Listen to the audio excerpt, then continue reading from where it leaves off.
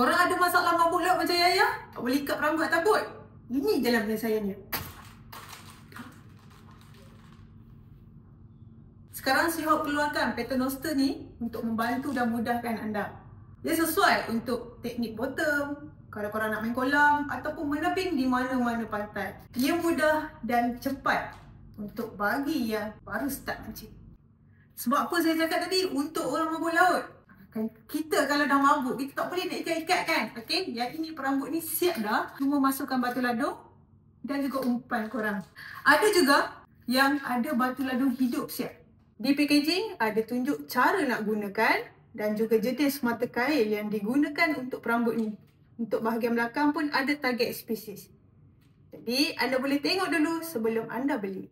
So guys, jika berminat dengan perambut ni, korang boleh dapatkan di dealer-dealer Seahawk yang berdekatan dengan anda. Bye-bye.